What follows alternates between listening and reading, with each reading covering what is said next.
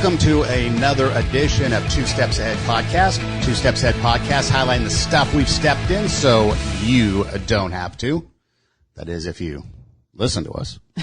I'm Son Edom, alongside somebody who, from the top, made it drop. Tara Hochshiro. Hey guys, welcome back. Good to see you. Hey, so you have a TikTok account or page, don't you? I do. It's very lonely, actually. Well, you need to WAP. Yeah. You need to WAP it out. Maybe that's what it is. Maybe. Get some fans on WAP. So you haven't done that? You haven't done the WAP? You haven't, no. From the top made it drop? I think I have two or three videos. Okay. It's very lonely page, yes. Get the mop? No. No. No. Do you know what I'm talking about? I do. Cardi B? Yes, Cardi B.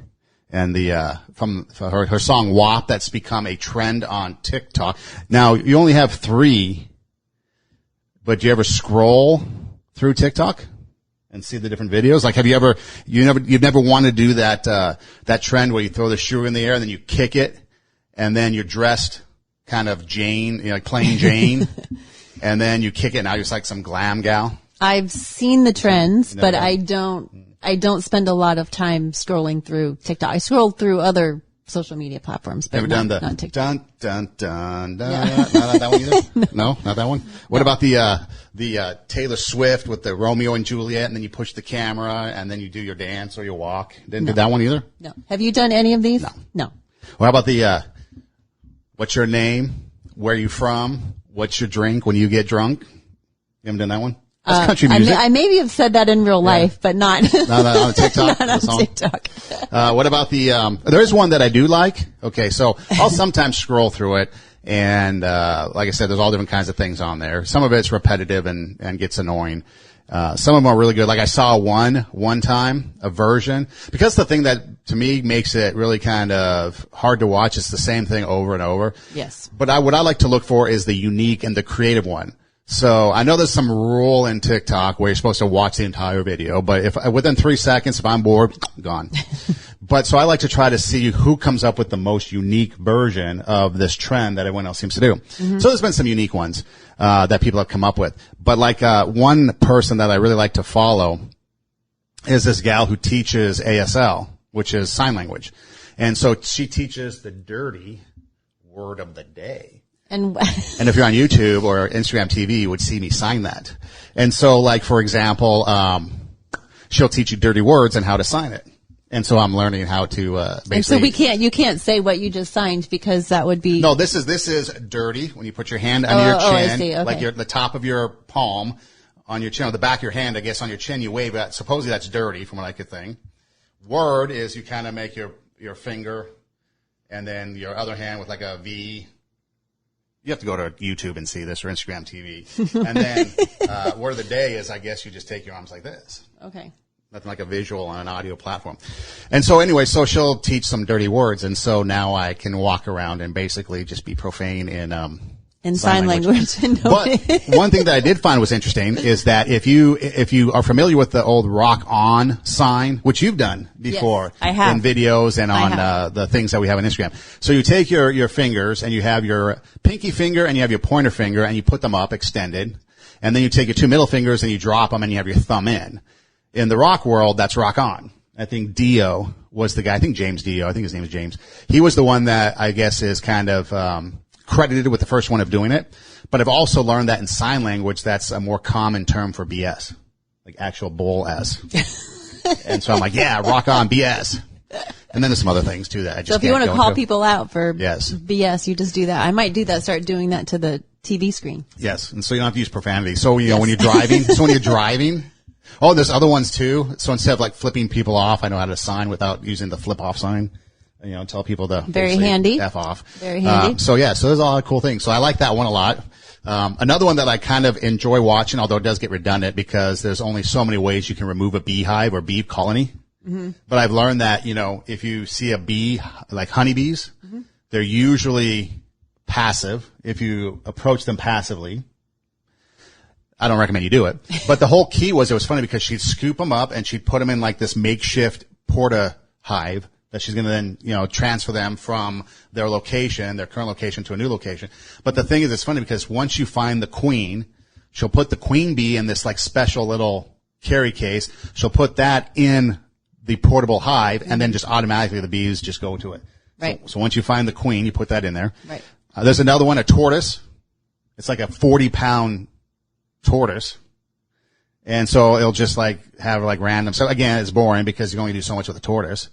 There's no hair. It's not like they're racing or anything. So that's been kind of unique. So there's been some fun things on there. But the biggest trend right now is this WAP with Cardi B. Mm-hmm. Now, when it comes to music, I'm pretty liberal with lyrics. I understand that music is what it is, and I enjoy all kinds of music. And there's even songs that, I enjoy that maybe others might think, how can you like that music? Okay. But there are songs. But this, Cardi B's WAP, which you can Google it if you want to figure out exactly what it is. It's pretty much in your face and vulgar. Sexualized vulgarity. And now it's a big trend where people on TikTok will dance to it, and basically what they do, kick their leg in the air, and then they'll squat, legs open, and then they'll flop on the ground like a fish out of water and do this provocative dance. And, some of them are in more provocative clothing. Mm-hmm. I'm sure you've seen this. I've seen a bunch of them, yeah. Yeah, okay. Yeah. And so what, so first off, I guess what is or are, depending on how many you have, your impressions on people, doing that, and then just what about the song in general and how it might affect, women and especially the younger generation that's coming up, and this is the stuff they're listening to. Yeah, when I look at those videos, honestly, it's embarrassing. I feel bad for that because there are not very many good dancers, and so most of them are poor versions of the dance, and it's funny to laugh at instead of laugh with. So I personally don't get it, but there's a lot of, it's interesting. It's always fascinating to me that, the confusion of women, and I'm part of that. It's hard. It's a very confusing thing to be a woman because are we supposed to be sexy? Are we supposed to be smart? Now with the Me Too movement, if we are approached a certain way, it's offensive, even though our bodies are used in a sexual way to sell things, to sell products. So, and then, it's hard when we see men looking at a magazine cover or looking at a video and they're oogling over the woman. And there's a part of us sometimes that I think, gosh, the woman walks into a room and all the eyes turn like, okay, we want to have attention too, but it's the wrong kind of attention. But, so it's confusing. Like we want to dress up and look nice, but then we don't want people to treat us, poorly. And then, there's this dance, there's this WAP where it's so over the top, vulgar, that women are trying to do. And, because I don't know, we want to participate. We want to, meet the challenge, see if we can do it. We want to belong. I don't know. But this whole Me Too movement thing, it just kind of is, I think it blurs the lines a lot because women are used, in a sexual way to sell products. Like, we mentioned, Victoria's Secret, Carl's Jr. was one for a while. Thank God they took those commercials off. Paris Hilton on the car. Oh my gosh. Every time those commercials came on TV, I just wanted to, it was just. Eat a burger? No, I completely, it was so offensive every time that commercial came on. Okay. Let me ask you though, but why? I'm just curious as to why personally for you, it's offensive as opposed to empowering women. I don't think that empowerment comes from your body, like the way that you can use your body. I think it's because we all are born differently, right? We all have different genes. Some women, because what we're saying is, I have Jordache. What we're saying is like if you're born a certain way, like say that like Paris Hilton, then you have power. But if you're born heavy or short or too thin or anything that's outside of, Paris Hilton, a different color, a different nationality, different, whatever, then you don't have power. And I think that's just wrong, right? Because she's just using the genetics that she was given and she's using it in that particular commercial, in a sexual way. And I don't think that that's power at all. I think that's exploitation. Like I don't know. It's cheap, I guess. But it was offensive because, I'm sitting there all of a sudden, we're sitting in the living room with my husband or with my kids, and all of a sudden, this woman comes on the TV and she's gyrating all over the place trying to sell a hamburger. And it's offensive because instinctually as a woman, I know that that's something nice to look at, right? I was distracted by the car, actually. Yeah, I'm sure you were. And so it's like, so am I supposed to identify with that? Am I supposed to act that way to turn my husband on? Am I supposed to dress that way? Am I supposed to, like, it's just so, I don't know, offensive. Well, because the other thing too is when you take a look at some of these trends that come out, okay, I remember there was a time where you could call somebody, especially like maybe if you were the older generation, maybe our parents' age or maybe our grandparents' age, where you could call someone sweetheart or you can call someone by a term of endearment that was accepted back then.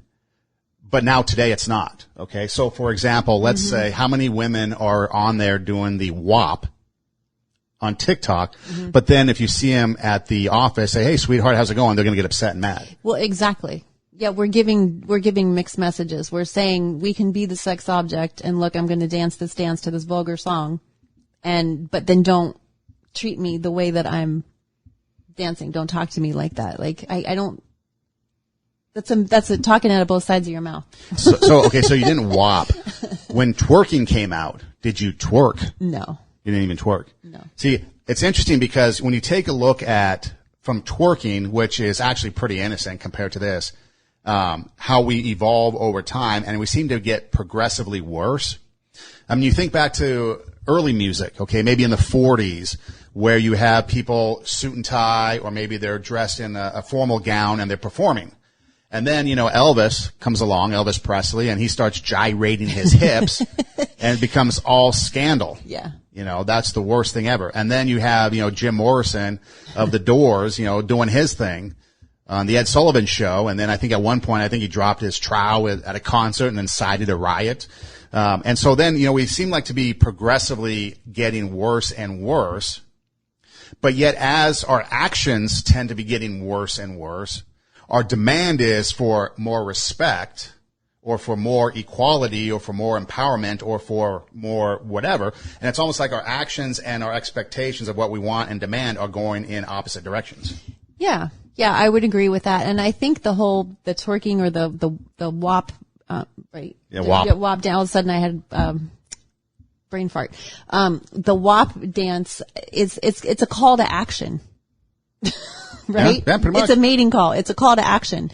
So to do the call to action and just to kind of, insinuate, okay, here I am and here we go, especially to the lyrics to that song, because that's basically what the song is saying.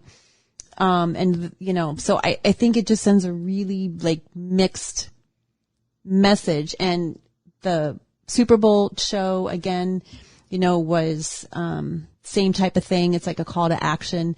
But then, we have the Me Too movement and saying, okay, but you need to respect me and treat me a certain way. So I think women need to catch up because, like I had mentioned before on previous podcasts, when I was in college the first time, way back in the 80s, there was, I lived in a co-ed dorm and the guys would put, porn movies on. They would use a projector. We didn't have, technology back then. So it was like the projector and, flashing it up on the wall. And that was just the norm, sadly. Linda Lovelace on the side of the frat house. Yeah, right. And so that was just the norm. And girls were expected to, it's like that was their identity. That was what they were expecting. And, you just, you fall into that role, I guess, if you're, lost and confused like I was. And so it just becomes like, okay, that's what, men say things to us and we just kind of get used to it in a way that it's like, okay, well, this is just normal. Unfortunately. See, it's almost like. Not okay. No, but it's almost like, okay, when sexual harassment really started to hit the mainstream. I'm not talking about the Me Too movement. Prior to it, it was kind of like, okay, when you were dating, you'd ask somebody out, they'd say no. So you ask somebody out, they say no, and you kind of be persistent. And then after the 5th or 6th time, the girl finally says yes, and then they go on and end up getting married and have happily ever after. But once the sexual harassment movement came on, then after you ask once and they say no, you're not supposed to keep pursuing, right? Because it becomes bad. That you're now harassing the person because they keep saying no. But what happened to the old way of like the chase? Women like to play, the game of the chase. Oh, I want to be hunted down, not hunted. Maybe that's the wrong word, but chased down, wooed, swept off your feet, whatever, And so then it was like, now we can't do that because once we say no, you can't pursue. Well, I think there's a difference between wooing, the old-fashioned word of trying to win somebody over, and harassment. I think there's a difference. But but what I'm talking about is here, there is a difference. But what I'm saying is that there was all of a sudden a line, and so now guys were afraid to even ask anybody out. Right, because I think that... I don't want to be accused of harassment. I ask you out once, you say, oh no. But I hear a little hesitation, something, okay, is she being flirtatious and wanting me to pursue a little bit more and do the wooing? Or is it just like, okay, no, I'm done. And then she's like, well, I was interested. Well, you said no, so I stopped. And it's like, well, I was, I don't know, right. So in addition to everything else that's in our world, our communication techniques have completely gone down the toilet. No doesn't mean no. People have a hard time saying no because they feel bad. They don't want to hurt somebody's feelings. So no doesn't always mean no, or yes doesn't always mean yes. So yeah, there's a whole communication dynamic that we struggle with. But I think when it gets into harassment, it's when there's a safety issue. It's when there's now women will say you're harassing me, like you said, if you ask a girl out and she says no, then the second time they're saying harassment. That to me indicates that they don't understand the harassment, or they don't know how to handle, situations. If you're being nice and if you're wooing someone, bringing them flowers or talking to them, on a regular basis or whatever, there's a difference between if she's feeling unsafe and if the guy's doing unsafe things, showing up out of nowhere or, stalking or whatever, then that would be, harassment. But I do think that there's a lot of women who, and a lot of people, I should say, men and women who overreact to certain things. Like people just fly off the handle for no reason sometimes. And then you're just like, wow, what is all this hysteria about? So, but I think that's my point, is that the women, I think we're talking out of both sides of our mouths. I think that there's a difference between giving a woman a compliment and, like, there was a guy, so I'm older, so I grew up in this generation of men saying things to women, right? So not that it's okay, but I'm used to it. So I get a lot of the sweetie and the sweetheart and darling, and that doesn't necessarily bother me. I don't get corked up about it. But this guy, I was at this fundraiser and we were setting up, and I literally had 2 melons in my hands. And I guess they must have been like a muskmelon or a cantaloupe or something like that. It wasn't a watermelon. So I had one in each hand, right? And I'm carrying them like this. And this guy, this old white guy, gray hair, is like, nice melons. And I was like, dude, are you serious? It's like 2019 and you're still talking like that? Well, it was an old, white guy with gray hair. So he is of that generation, to make the comments to women. But I was like, that's just. Do you think that, well, that's so disrespectful. But see, that's kind of like the influence of music, because you've got, now, there's something to, I don't want to say the scandal but there's something to the kind of the negative side of this WAP, because the next trend came where the song would come on and the girls would be beginning the video, kick the leg and maybe do the squat.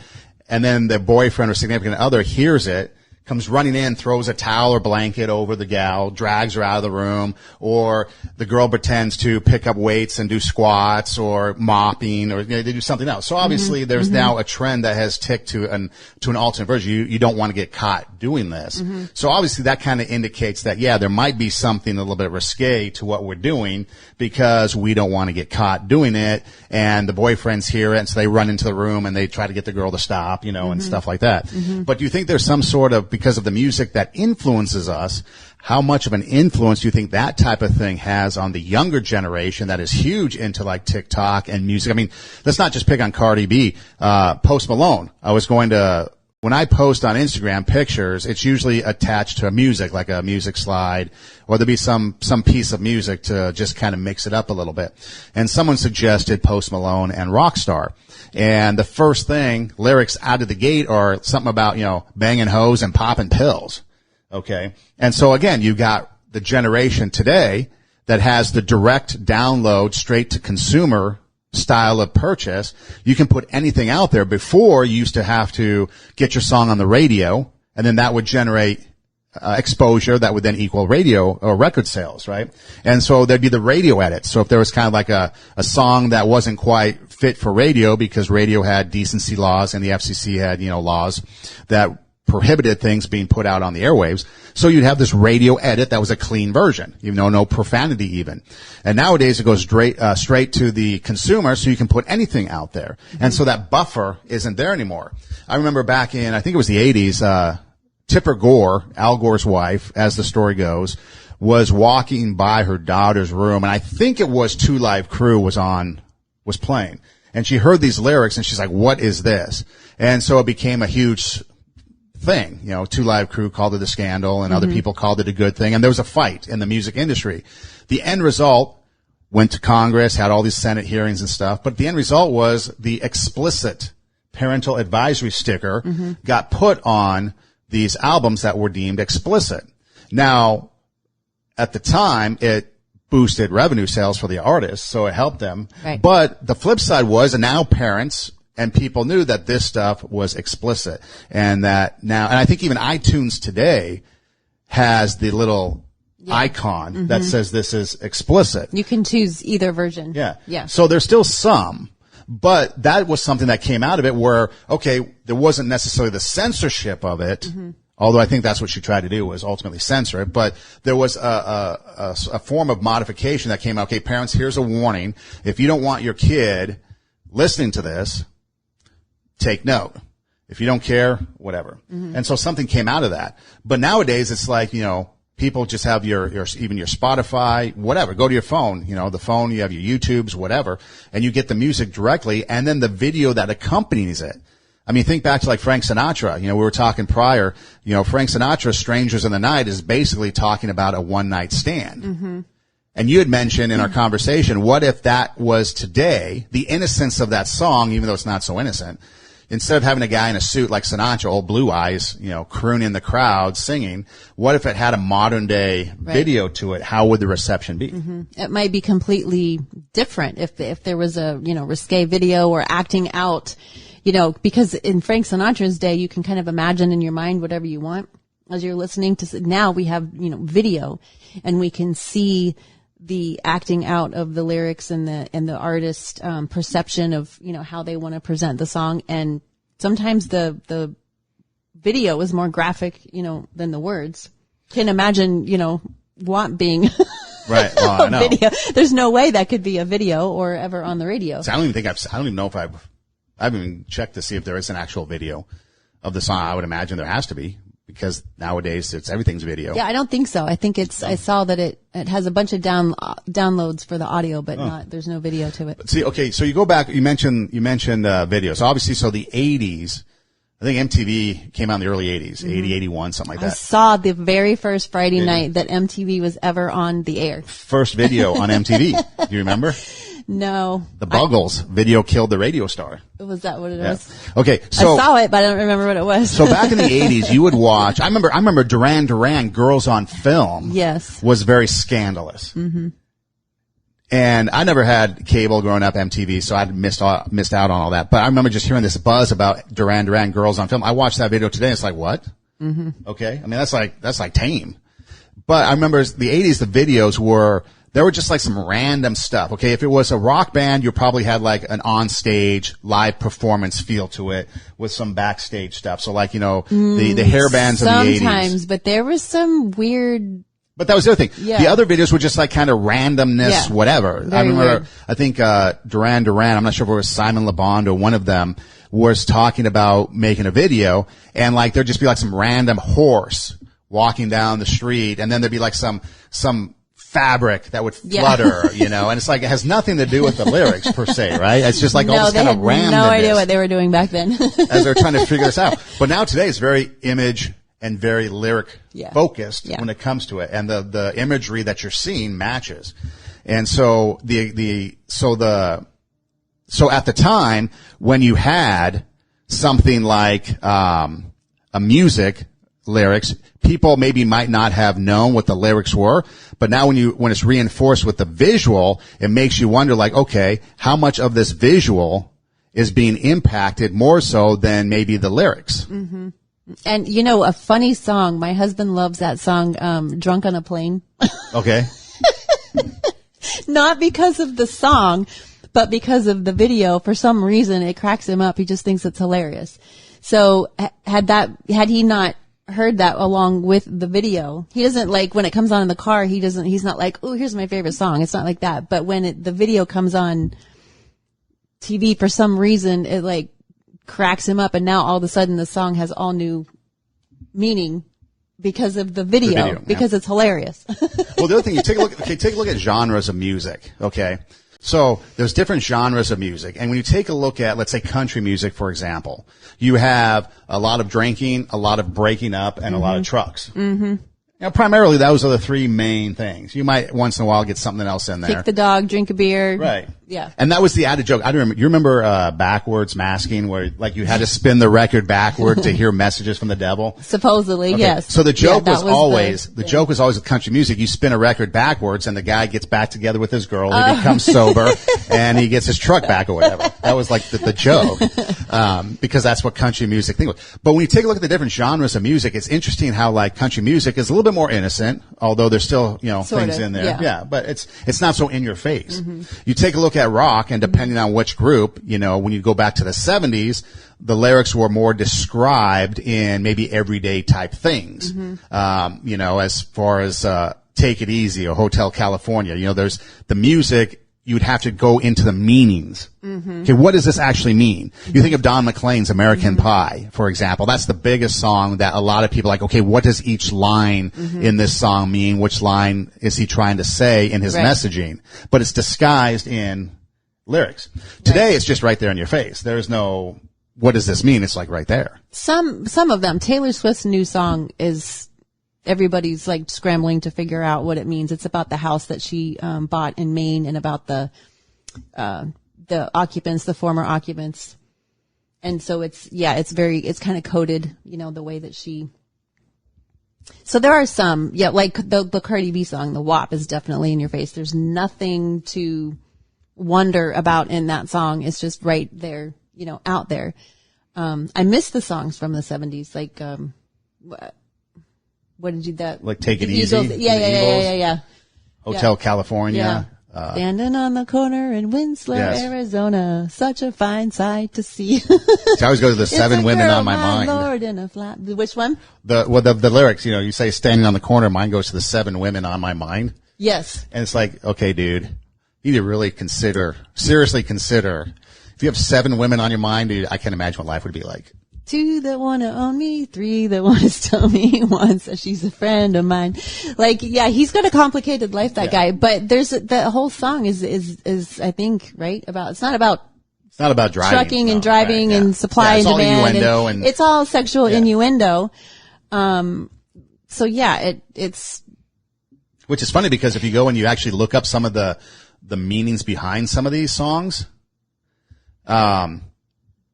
and read what the artists actually say about why they wrote some of these things. Yeah, the intent is pretty right there. Mm-hmm. But they had to disguise it because of like radio and things like that. Now they don't have to do that. I remember, we take a look back as far as you're talking about influence of music. I mean, think back to, I think, the mid 80s, because it's not always negative.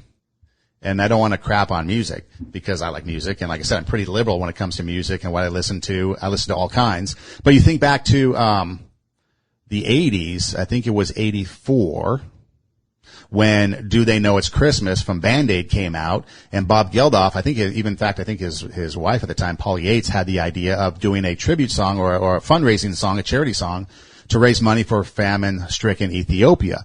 And so he got this all-star cast together, did Bob Geldof, and they did Do You Know It's Christmas. And I think Phil Collins, Bono, Boy George, I think members of Duran Duran, and then a bunch of others were in on this project. So at the time, some pretty big names, and they raised, hundreds of thousands of dollars for Ethiopia. Then the next year in 85, that led to Boy George talking to Bob Geldof and saying we should make this a benefit concert. Well, that sprung Live Aid, which was in England and in the U.S. and one of the most watched events in television history, and raised a bunch of money for Ethiopia. And then there were things like Farm Aid and, other things that came from it. Which was the one with the guy from Queen when they did AIDS? They went to Live Aid. I thought it was raising money for AIDS, or did it? There was, or maybe he just raised the issue of AIDS at that concert. Oh, maybe that was their comeback. That really, they stole the show there at Live Aid, and everyone was like, "Oh, Queen is back." Right, and then Freddie Mercury, and then he died of AIDS shortly. Yeah, not too long after he. After. Yeah, I think it was 91 when he actually died, but a couple years later, everybody kind of knew, and so he was kind of on that was like his last big hurrah as far as music goes. But then you had things like USA for Africa, and you had Stevie Wonder and a bunch of artists come together and to have USA for Africa. So you had these big, compilations that were like good things.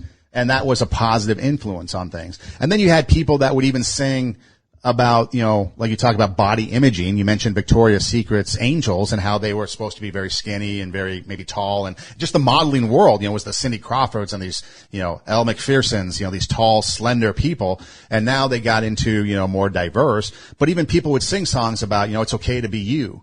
Which is a lie, because. Why is that? Because as soon as somebody is like, that's what I mean about talking out of both sides of our mouths. We say, "Oh, be you," but then as soon as you're you, then like, "Oh, you shouldn't have done that." Well, yeah. "Oh, you shouldn't wear that." "Oh, don't say that." Like, "Oh," like we shame people for being themselves. So we talk out of both sides of our mouth. Well, that's the thing now. Recently, so I've been to the beach a lot over the summer, and the swimsuits have gone from practically, back in the 50s and 60s where they were what they were, covered pretty much everything, to now they're very non-existent. Right. It's like a dental floss. Yeah. It's like you're on a nude beach somewhere. Yeah. Now, again, okay, if you're walking down the beach in that, you're going to get looked at. It's going to happen. And so then what's your response to that when people are looking at your backside because it's hanging out for all the world to see? And you purposefully went and bought that. And I've asked young women that, and they say, "Oh, but that's the style." And I'm like, "Okay, but so it's the style, but you do understand that half of your butt is hanging out, right? Like everyone can say, well, that's the style."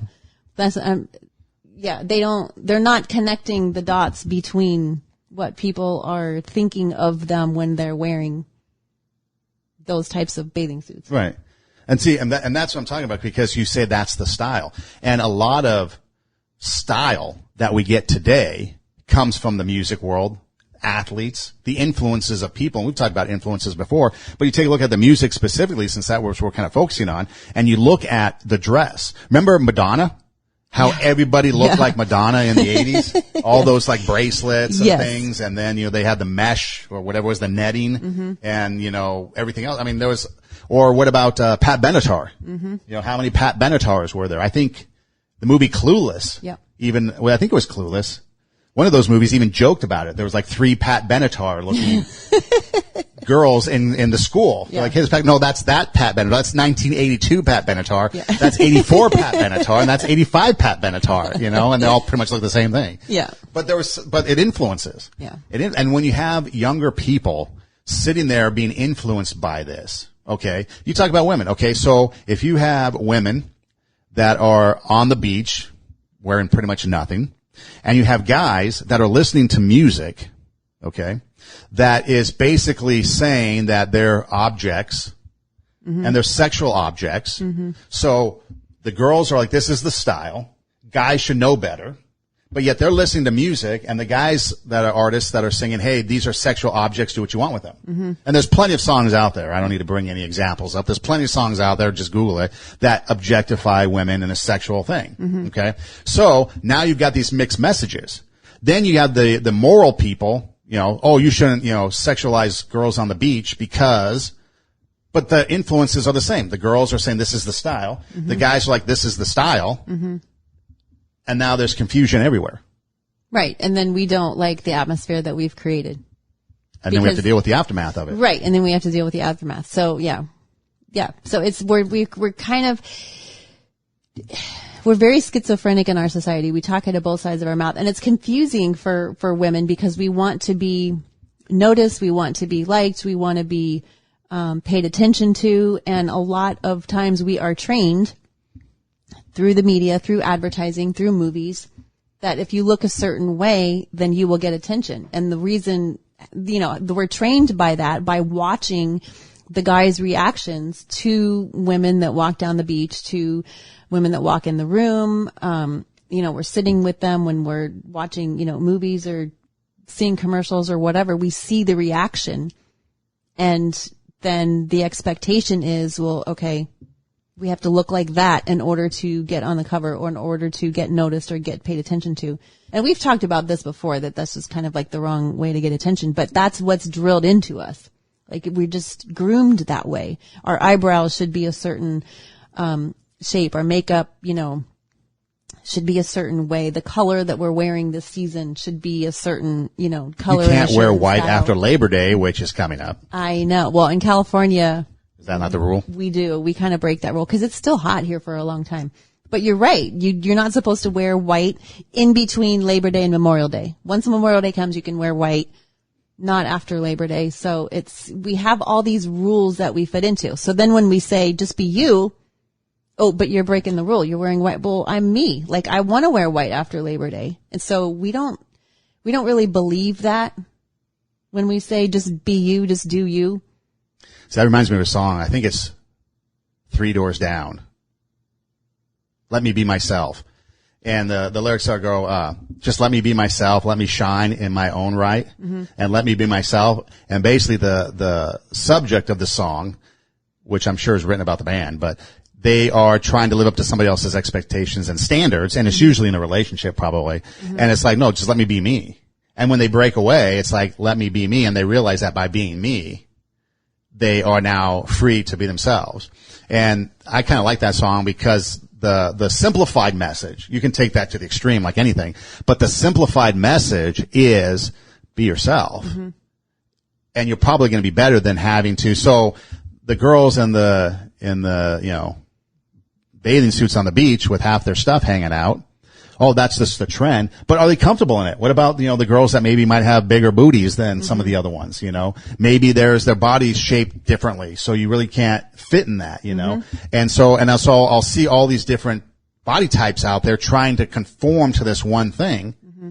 Now, if you don't think that music can influence people, all you have to do is go back to the 80s, to the hair metal bands on the Sunset Strip.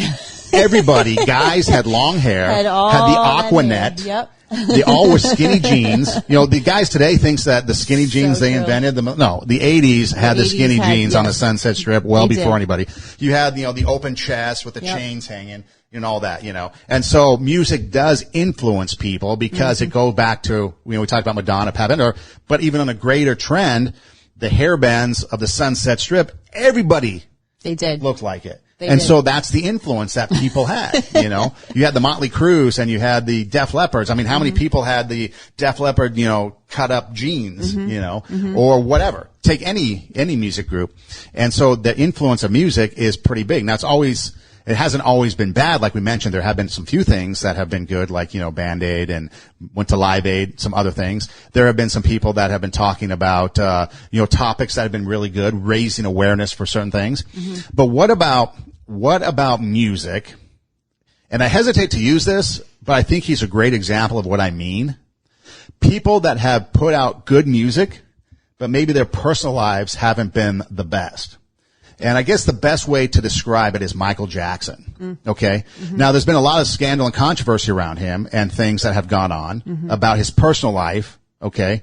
That if true, and I'm not here to judge or, try this thing out on here, but if true is pretty bad stuff. Mm-hmm. But the music he's put out is phenomenal. Is amazing. And some of it's been groundbreaking and been, repeated and kind of imitated. Yeah. But he's also had songs in there like Man in the Mirror, talking about the change you want to be starts with you, and things like that. So you have a guy who musically has, I think, good music. People may disagree, but whatever. There's nothing really, there's some things in there that are kind of, skirt on the edge of scandalous or risque, but not much. A lot of his dance is phenomenal. Came up with a moonwalk. And so you have a guy like that. So what do you do with people where the music might be good, fun to listen to, but yet maybe the people aren't so great? You think of people like, James Brown, Chuck Berry over the years. They got in trouble with the law. Other people got in trouble with the law and things like that. So there's always, people aren't perfect. But, is there something there with the message that goes beyond the music? And it's like, okay, now the person who's making the music is influencing people in a certain way. Yeah, and I think that is in every single area, every single genre of life. I can think of football players. I can think of musicians. I can think of politicians. I can think of pastors of churches. I can think of all kinds of people who are influential in society that, in their personal lives are kind of messed up. And I think that that's the duplicity of being a human being. I think we're all that way. There's so many of us that I think we're pretty good for the most part at hiding the duplicity that we have. But we're all good and bad. Some of us are more tipped in one direction or the other. It's not like we're all 50% good and 50% bad. Some of us are 90-10 in either direction or, whatever combination you want to come up with. But we all have this side to us that wants to do what we're not supposed to do, that wants to self-soothe, that wants to do nefarious things because it feels good and because we're interested in, and I think that's the human condition, honestly. Because you just saw like Jerry Falwell, not a fan of him, but just because it just happened recently, here's a guy who was, the president of a Christian university and has, participating in all kinds of adulterous affairs and all kinds of things. So, there's, when you look at Michael Jackson, his music is amazing, huge talent. But if all of those things are true that he did, that's terrible. So what do you do with a football player who is, committing violence, against his family, or a musician who is a drug addict or, accused of molesting children, or a preacher who is, it's just, we become very hypocritical at that point if we're not honest about, who we are and what we're doing. And we lose, if we don't have good discernment about who we're following and who we're being influenced by, then we kind of go down that path along with them. But I think it just goes to show the confusion, the hypocrisy, the duplicity of human beings in general. I think we all do it. Every single one of us. I do it. I'm not as solid as I would like to be, but. Right. No, that's what people always ask me in the past. And you have a Christian upbringing or background that you talk about. And so that was always the question, was like, how can you listen to secular music and have a faith? And the response was always like, well, for me, it was always like, well, you can't put them two in the same, because you're in this world and things are this world. And there are things that are in this world that are really good that aren't there. Like for me, it was always, okay, so they're not using their talents maybe for the best, but they have God-given talents that I can enjoy. Then I can pick and choose the lyrics of the songs that I want to listen to, because not all of it's bad. You could take a look at any love song, take a look at any standard. I think of Michael Bublé, who did a remake of Save the Last Dance. And I'm just kind of going through it in my head, and I can't really think of anything bad about that song, Or you take a look at somebody like a Beethoven, who has no lyrics, it's just music. Okay, does that then disqualify him from anything negative because there's no lyrics and it's all instrumental? Yeah, so I think you mentioned Christianity and how we judge music and how we, there are a lot of people who say that, Christians shouldn't listen to rock music. This is a different topic, but let me just make this statement and then I want to go back to the NWA. Christianity, I think there are a lot of pockets right now that are just completely going off the rails. I'm just going to say that. I believe in Jesus, but there are a lot of pockets of Christianity right now in this day and age, in the middle of all of this mess and heading into this upcoming election, that they have completely gone off the rails. Completely gone off the rails. So, like I said, that's a little bit of a different topic, but so the reason why I'm bringing that up is because when we say that something is all bad or all good, I think we are already on the wrong track. And people have said that, and people say, oh, you should not listen to rock music at all. You should not, there's certain kind of movies that you should not watch at all. And I think to throw the baby out with the bathwater is not good discernment. I don't think there's a lot of really good music out there. We have to pay attention to where our mind goes. Like if we're listening to a song and our mind goes in the wrong direction, then for you, that's not a good song. I can listen to that Eagles and sing that song all day long. And people might say, oh, it's, bothering it's in your subconscious and you're thinking those things. I sing it. It makes me happy. I don't think anything about it. I move on with my day. It doesn't take me in a wrong direction. You can sing Midnight Toker and not want to light up. Exactly. I could sing Midnight Toker. I love singing that song. And no, I don't want to go, light up. So I think it's just silly when people say that they could just throw out an entire genre of music. I think it's just silly. But so now I also watched the movie, Straight Outta Compton, and it was talking about the history, of the NWA, how they got started, Snoop Dogg and I think Ice Cube or Ice T, Ice Cream. Somebody. I apologize for those of you who know the movie, and I'm botching it completely. I haven't seen it, so I don't know. It is really, really good. You got it, especially as a music person. It's fascinating.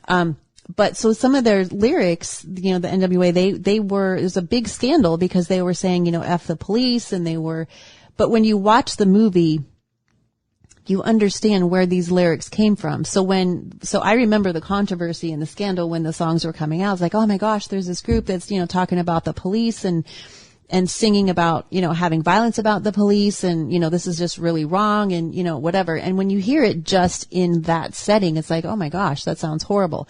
But when you watch the movie and you understand that they're singing about the neighborhood that they grew up in, they're singing about the hood and about the discrimination and about the oppression that they were experiencing in the hood, you understand where those lyrics came from.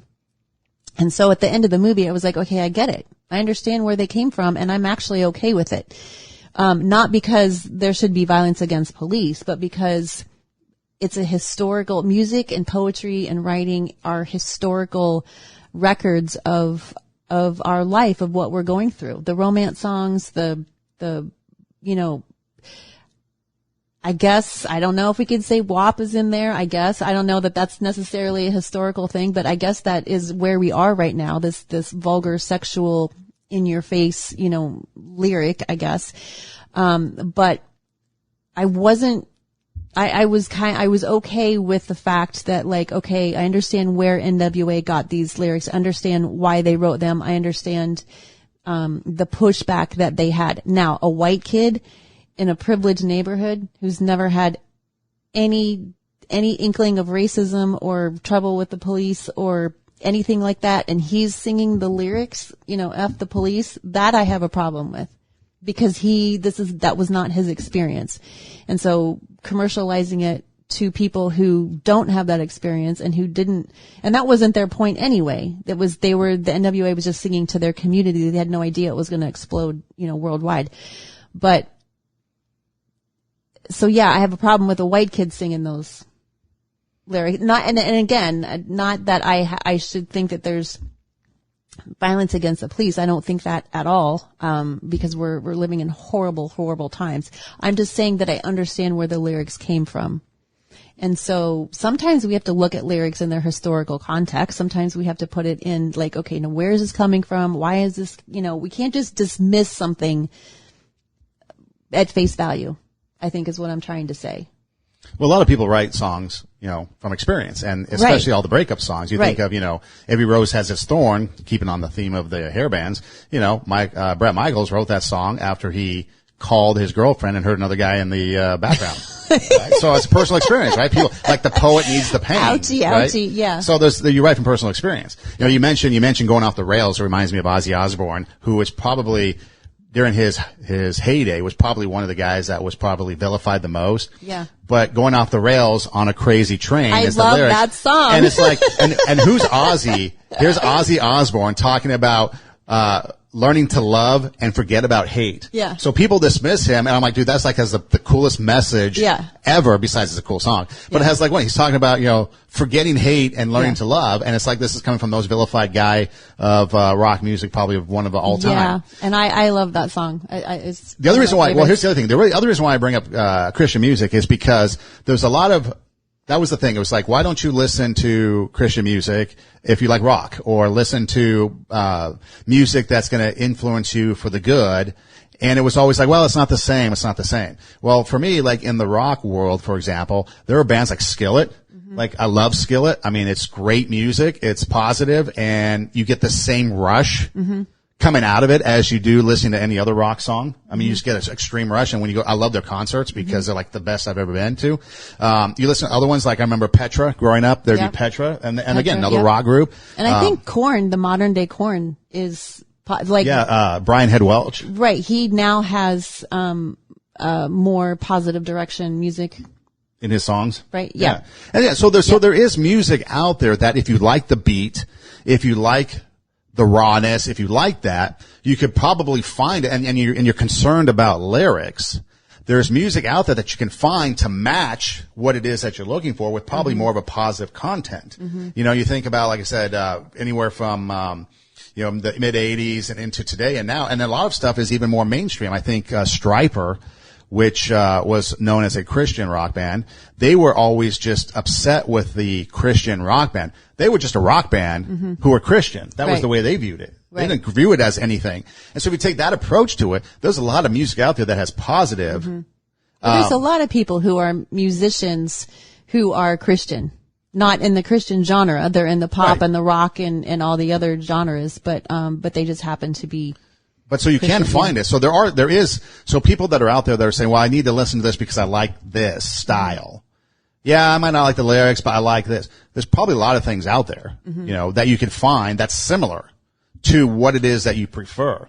I mean, people like country music, pop music and country music is pretty much the same now. Pretty all close. the crossovers. I mean, you still have a few people that are more twangy and country. Yeah. But the Carrie Underwoods, the Taylor Swifts, they all came from the country genre. They're all pop. You think of Lady A, formerly known as, you think of Kelly Pickler, some of these people. They were all heavy country. Now they're more mainstream pop. I don't know what Kelly Clarkson was, but, she was American country, Idol. yeah. But she came out, but she's now only considered pop. Right. So again, there's a lot of similar music. So when you say, oh, I have to because, and I just tolerate the lyrics, well, maybe there's other music out there you just got to explore. And there's other styles of music that maybe you haven't explored. I mean, I've done that over the years, and especially with a lot of foreign language music. There's a lot of foreign language music, like Latin music, that I enjoy listening to. Sometimes I don't even know what they're saying. I don't want to know what they're saying. I don't want to know what the interpretation is because it's probably lost in translation. Yeah, but it's just nice to listen to. But it's just nice to have whatever it is I think it is that they're saying. And the little bit of Spanish that I can pick up, it's like, oh, that's what the song's about. So for me, when it comes down to music and the influences, you gotta pick and choose for yourself.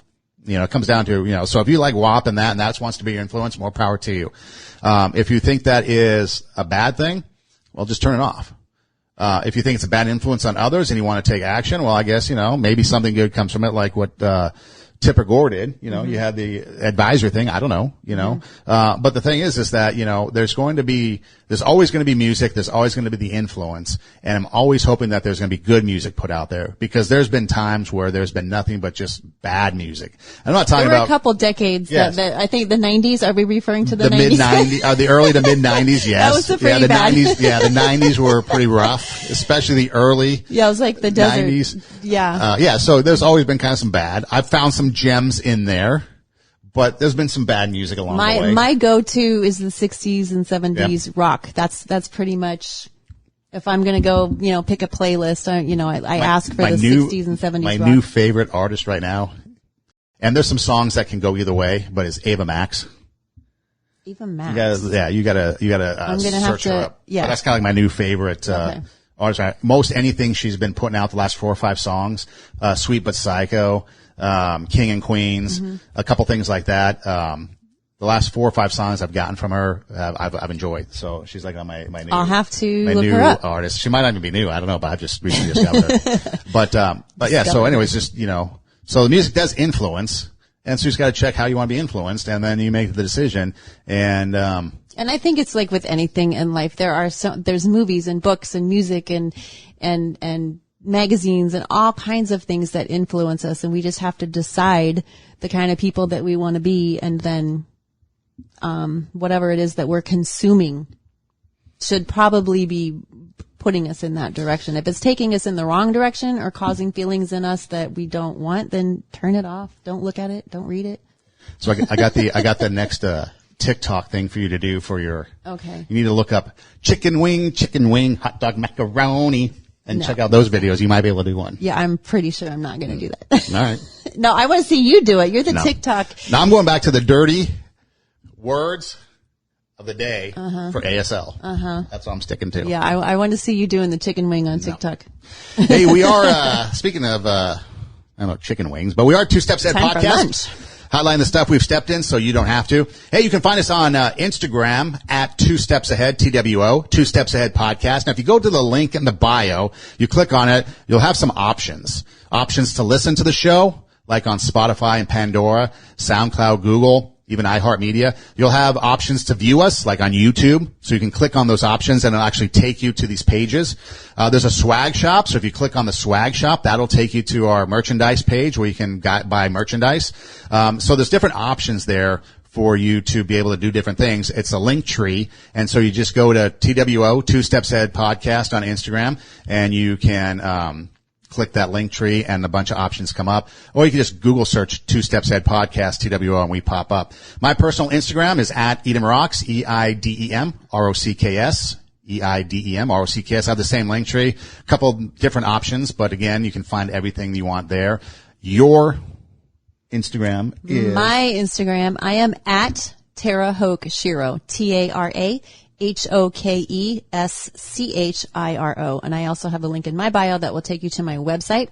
Pretty much the same. There's a merchandise store. There's all of the YouTube videos are in a library there as well.